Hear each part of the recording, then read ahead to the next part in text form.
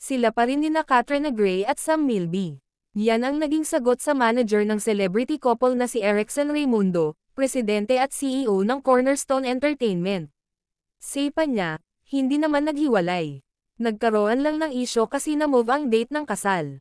Nang machikahan ang manager nina Sam at Kat, sa launching ni Moira de la Torre bilang unang endorser na pag-aari ng pamilya Cerezo, headed by Edgardo Cerezo, chairman and founder.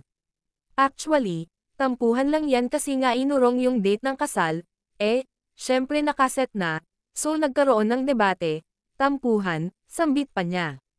Paliwanag ni Erickson, hindi kami dapat maglalabas ng official statement, ang dami-daming lumabas na dahil sa report ni OJ Diaz kaya naglabas na kami para matapos na, matigil na, isahang statement na lang para hindi na humaba pa.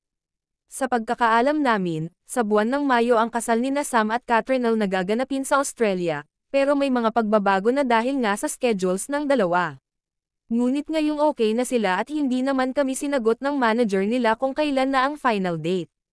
Hindi ko alam, may mga inaayos, bahala na silang dalawa mag-announce, basta okay sila.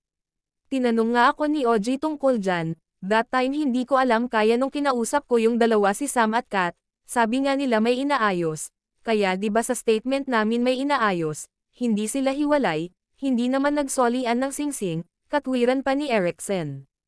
Samantala, may mga nakakita kina Sam at Katrina na panay daw ang halikan ng kasama nila ang mag-asawang John Prats at Isabel Oli Prats. Best friends kasi sina Samuel, Lloyd at Prati.